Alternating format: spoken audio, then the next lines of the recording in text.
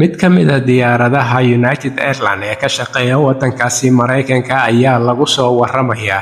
in 4 saacadood kadib markii ay ka duushay garoon ku yaalo magaalada New Jersey iyada oo ku sii jeeda magaalada Mallorca ee waddankaasi Spain ay dib ugu soo laabatay 3 saacadood 37 daqiiqo kadib markii ay garoonkaasi ka duushay. Arrintan ayaa lagu sheegay xaalad degdeg ah oo dhanka amniga iyo khalkhal soo wajahay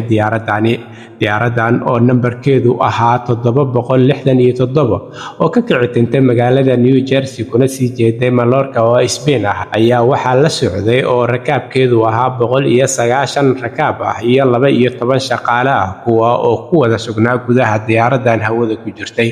Arrintan argagaxa amniga gelisay diyaaradda ayaa waxa ay timid kadib markii shaashadaha diyaaradda ee dadku marka ay kuraasta saaran yihiin wax ka daawadaan ay si otomaatig ah ku soo qormeen 4 xarfood kuwa oo argagax walaahow iyo walwalba ku beeray rakaabkii iyo shaqaalihii diyaaradda. 4 xarfood ayaa waxa ay ahaayeen BAMP oo marka la isku qabto noqonayso bam,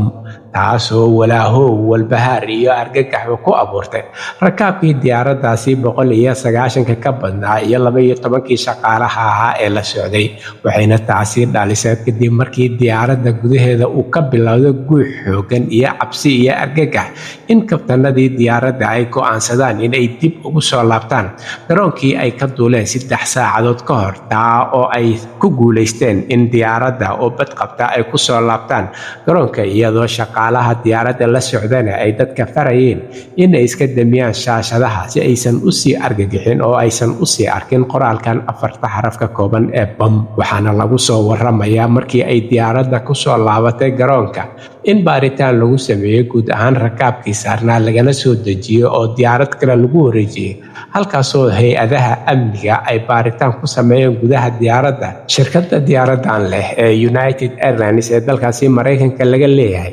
ayaa ka gaabsatay in ay wax faahfaahin ka bixiso dhacdadan sida ay u dhaceen iyo waxa arrintani kaliftay iyo cilada halka ay ka timid. Ayeeshee rakaabkii ayaa si nabad ah uga duulay garoonka New Jersey iyada oo si nabad ah ugu degtay magaalada Mallorca oo ay ujeedkeedu ahayd ee dalkaasi Spain. Halka warka kiisa ugu door karoon uu idinkaga imaanayo waa Somali Voice in Norway ama codka Soomaaliyeed ee Norway. Waxaan idinla socodsiinayay aniga oo ah Cabdullaahi Shiine.